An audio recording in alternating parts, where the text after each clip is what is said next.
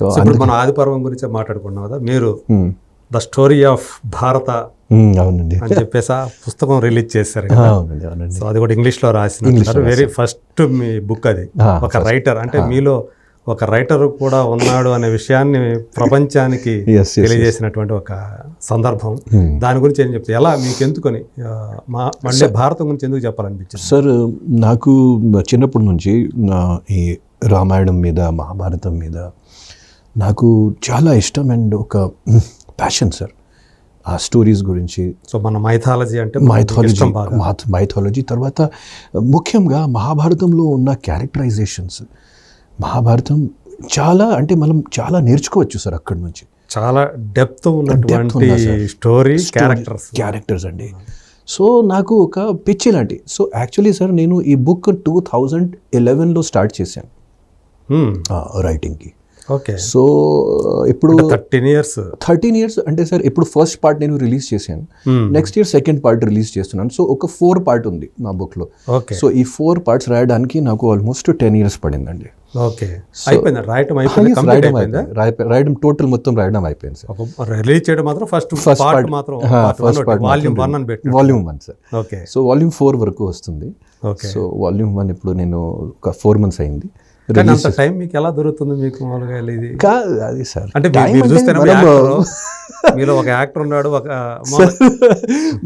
మాకు ఇష్టమైన ఏదైనా విషయం ఉంటే మాకు ఆటోమేటిక్గా టైం దొరుకుతుంది కదా sir. Time is never an issue. Only మాత్రం ఎనర్జీ, కమిట్మెంట్, ప్యాషన్ ఉంటే టైం ఎలాగైనా దొరుకుతుంది సార్. కానీ మెయిన్ అంటే రాయాలంటే అంటే మైథాలజీ గురించి మళ్ళీ ఏ మాత్రం మనకి అండర్స్టాండింగ్ లేకుండా ఒక తప్పు ఏదైనా పడినా కానీ వేరే వెళ్తుంది. అది వేరే. మహాభారతం గురించి మీరు ఎంత స్టడీ చేసి ఉండాలా? నేను అనేది ఏంటంటే ఇది రాయటానికి కంటే ముందు అసలు మహాభారతాన్ని మీరు స్టడీ అదే సార్. ముందు ఒక రైటర్ కావాలంటే one has to be a good reader అండి. ఎస్. అంటే ఆ చదువు, ఆ రీసెర్చ్ లేకపోతే మీరు రైటర్గా ఎలా దిగుతారు? సో నేను చిన్నప్పటి నుంచి మహాభారతం మీద, రామాయణం మీద చదువుతూనే ఉన్నాను. I have read more than 30-40 versions of Ramayana and Mahabharat. అంటే మీరు పుట్టిన ప్లేస్ కాశీ దగ్గర కదా, దాని ఎఫెక్ట్ కూడా, దాని ప్రభావం కూడా ఉంది? దాని ఎఫెక్ట్ ఏం లేదు సార్, ఫ్రాంక్గా చెప్తున్నాను. దాని ఎఫెక్ట్ ఏం లేదు. ఇది కొంచెం నాకు ఈ రామాయణ సీరియల్ టెలికాస్ట్ అయింది కదా సార్. అవును. మహాభారతం సీరియల్ టెలికాస్ట్ అయింది కదా. అక్కడ నుంచి రామానంద సాగర్, బిఆర్ చోప్రా గారు. సో అక్కడ నుంచి నాకు స్టార్ట్ అయింది. తర్వాత నా చిన్నప్పుడు మా డాడీ మాకు అమర్ చిత్రకథ ఉంది కదా సార్. అమర్ చిత్రకథ బర్త్డేస్లో కానీ ఇట్లాంటి. అమర్ చిత్రకథ, మాకు కాశీ మజిలీ కథలు. ఓకే. సో ఈ బర్త్డేస్లో కానీ అప్పుడు ఈ అమర్ చిత్రకథ గిఫ్ట్ చేసిన వాళ్ళు మా డాడీ. ఓకే. ఇంకోటి విషయం ఏంటంటే sir, because I come from an academic family, మా ఫ్యామిలీలో చదువులు అంటే వాళ్ళు చాలా ఇంపార్టెన్స్ ఇస్తారండి. సో మాకు చిన్నప్పటి నుంచి బుక్స్, లైబ్రరీస్, మ్యాగజైన్స్ అదే మా లైఫ్ అండి.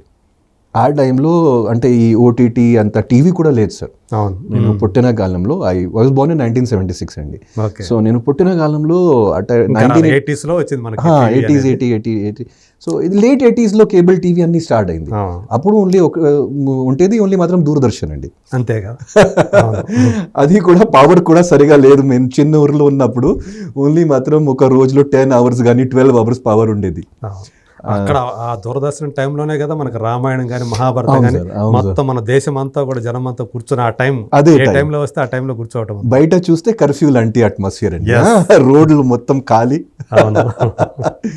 తర్వాత ఇంకోటి ఆ టైంలో నాకు గుర్తుందండి, ప్రతి ఇంట్లో టీవీ కూడా ఉండేది కాదు సార్. అవును. సో ఒక ఇంట్లో అందరూ కూర్చుని, మొత్తం కాలనీ కూర్చుని ఒక 60-70 మెంబర్స్ చూసినేవాళ్ళు. దాంట్లో పెద్దవాళ్ళు ఈ షూస్ అన్నీ తీసేసి బయట పడేసి ఇలా చూసినేవాళ్ళు. రామాయణం ఉన్నప్పుడు ఒక భక్తి, ఒక గుడిలో ఉన్న అట్మాస్ఫియర్.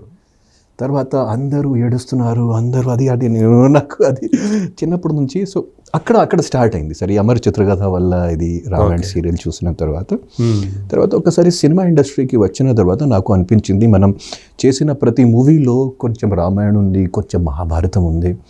సో ఫస్ట్ ఈ రెండు రీసెర్చ్ చేయాలి, మన పురాణాల గురించి. ఇది రీసెర్చ్ చేసినప్పుడు క్యారెక్టరైజేషన్ ఏంటి, ఇండియాలో ఉన్న వాల్యూస్ ఏంటి, అది అన్నీ తెలుస్తుంది. మన సినిమాల్లో మీరు ప్రతి రాజమౌళి గారు సినిమా చూడండి, ప్రతి సినిమా ఒక రామాయణం సార్, ఒక రామాయణం మహాభారతం అక్కడ నుంచి ప్రతి సినిమా సార్. సో డెఫినెట్లీ మా ఇండియన్స్కి చాలా దగ్గరగా, చాలా of course it is there in our genes అండి, we cannot avoid it. So అప్పుడు అనుకున్నారు ఒక sir. So first of all నేను ఏమనుకున్నాను, ఒక నాకు మెయిన్ ప్యాషన్ అంటే మహాభారతం మీద సినిమా చేయాలి. కానీ ఆ టైంలో ఓకే సినిమా ఒక తరువాత విషయం, అది కూడా చేయాలంటే చాలా పెద్ద బడ్జెట్ కావాలి. కానీ ఒక క్రియేటివ్ పర్సన్కి ఎప్పుడైనా ఎక్స్ప్రెషన్ అంటే ముఖ్యం, మీడియం ముఖ్యం కాదండి. ఓకే, మీడియం ముఖ్యం కాదు, ఎక్స్ప్రెషనే ముఖ్యం. ఎక్స్ప్రెషనే ముఖ్యం. ఎక్కడో చోట దాన్ని బయటికి పెట్టేసేయాలి. Yes sir. సో కొన్ని నాటకాలు కూడా థియేటర్ ఆర్ట్స్లో కూడా కొన్ని నాటకాలు చేశాను, దేవుడు దయ వల్ల. కానీ బుక్ మనం రాయవచ్చు కదా ఎప్పుడైనా. సో 2013లో స్టార్ట్ చేశాను. స్లోగా నాకు 10 years పడింది సార్. ఓకే, సో దానికి బాగా స్ట్రగుల్ ఫీల్ అయి ఉంటారు రాయటానికి. అసలు అంతా స్ట్రగుల్ అంటే ఆటోమేటిక్గా వచ్చింది సార్, అది ఇష్టమైన పని కదా. సో దాంట్లో స్ట్రగుల్ ఏం రాలేదు. అంటే ఏంటి, ఎలాంటి టేక్ తీసుకున్నారు? మీ టేక్ ఏంటి మహాభారతం మీద? టేక్ అంటే సార్ మీరు పెట్టడం దానికి ద స్టోరీ ఆఫ్ భారత్ అనేది పెట్టారు. ద స్టోరీ ఆఫ్ భారత్ ఎందుకంటే it is there in our genes and అది మా ఒక రకంగా చెప్పాలంటే అది ఒక ఇతిహాసం కూడా కదా. అవును, ఇది మా భారతంకి అంటే యాక్చువల్గా పంచమ వేదం అంట. పంచమ వేదం. సో ప్రతి క్యారెక్టర్ గురించి నేను స్టార్ట్ చేశాను. సినిమా నేను స్టార్ట్ చేస్తున్నాను, సారీ ఈ బుక్ నేను స్టార్ట్ చేశాను గణపతితో. ఓకే, గణపతితో స్టార్ట్ చేసిన తర్వాత నేను వేదవ్యాస గారు. సో ఇట్లాంటి నేను ఒక క్యారెక్టర్కి సెలెక్ట్ చేసి ఆ క్యారెక్టర్ గురించి పెద్ద పెద్ద ఎస్సేస్ రాశానండి. కానీ ఆ ఎస్సేస్ రాయడం విధి ఏంటంటే ఆ స్టోరీకి కూడా కనెక్ట్ అవుతుంది. ఓకే, సో అంటే ఒక్కొక్క క్యారెక్టర్ తన కథ చెప్పుకున్నట్టు తన స్టోరీ చెప్పుకున్నట్టు అలా మెయిన్ ప్లాట్ లోకి ఎంటర్ అవుతాం.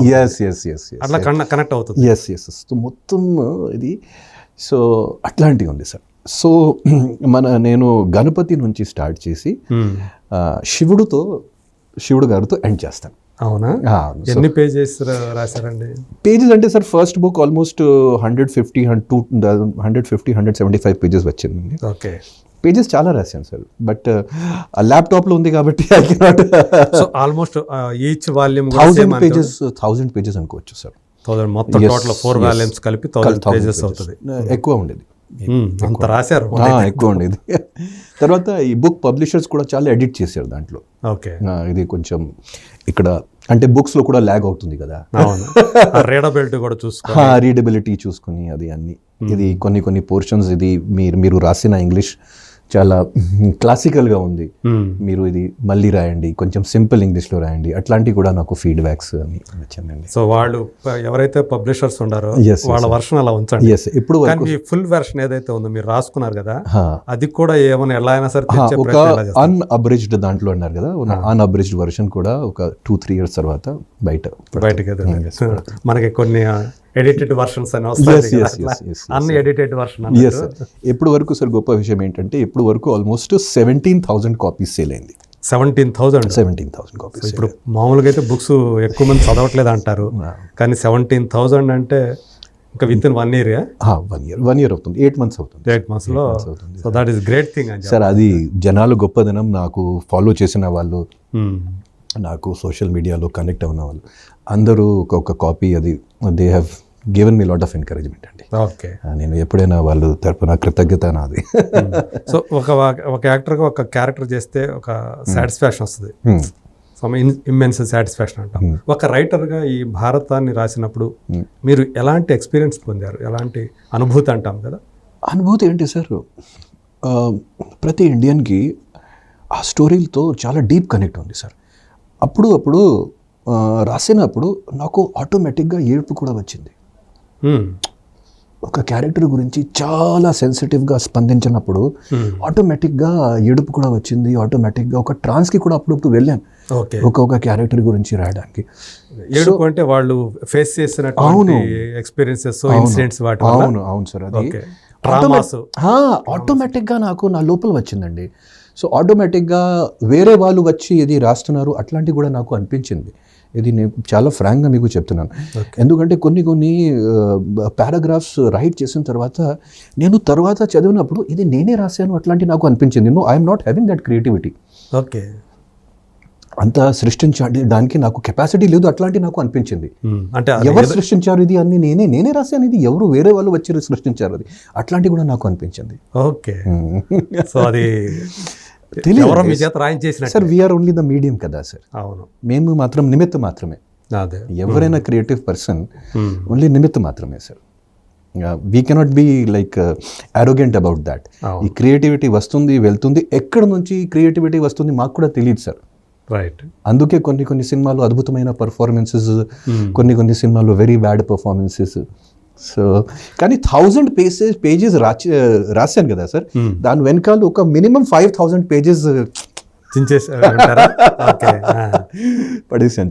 కష్టం ఉంటుంది నిజంగా, కష్టం ఉంటుంది సార్. అప్పుడే కదా. అవును సార్. ఇప్పుడు మనం ఒకసారి 10 టేక్స్ కూడా ఎందుకు తీసుకుంటారు షార్ట్ లో, అది రావాలని, ఆ ఎసెన్స్ అనేది కరెక్ట్ గా రావాలి అనేది.